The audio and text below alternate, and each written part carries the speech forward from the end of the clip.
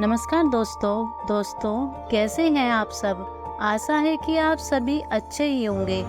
चलिए आज की कहानी शुरू करते हैं। एक समय पहले की बात है। एक गांव में सास बहू रहती थी।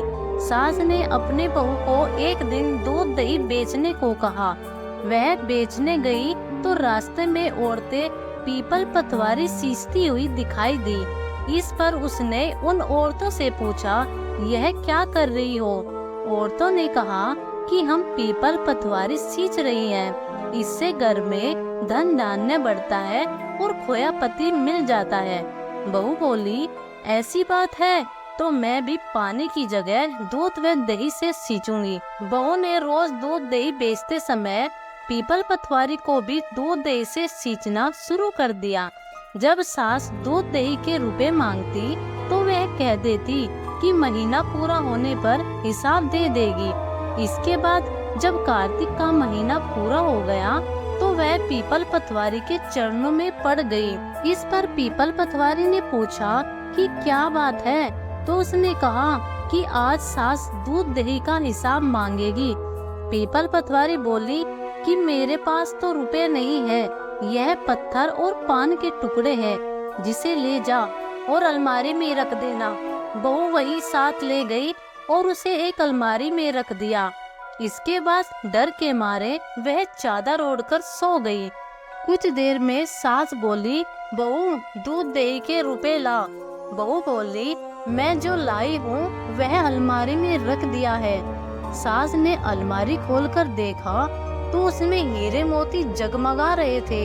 धन का भी ढेर लगा था। सास ने बहू को आवाज लगाई, बहू इतना धन कहाँ से ले आई? बहू ने आकर देखा तो सच में धन के भंडार भरे थे।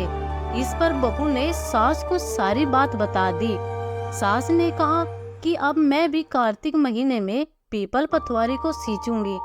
इसके बाद जब कार्तिक महीना आया, वह दूध दही बेचने के बाद खाली हांडी में पानी डालकर उससे पीपल पतवारी में पानी डाल देती।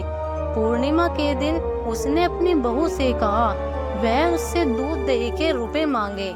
जब बहू ने रुपए मांगे तो वह पीपल पतवारी के चरण पकड़कर कहने लगी कि मुझसे बहू रुपए मांग रही है। इस पर पीपल पतवारी ने उसे भी पत्थर व पान के टुकड़े दे दिए, जिसे सास ने अलमारी में ले जाकर रख दिया। इसके बाद जब बहू ने अलमारी खोलकर देखी तो उसमें कीड़े मकोड़े मिले। इस पर सब कोई कहने लगा कि बहू तो सत की भूखी थी, लेकिन सास ने धन की भूखी होकर पीपल पतवारी को सींचा था, इसलिए उसे फल नहीं मिला।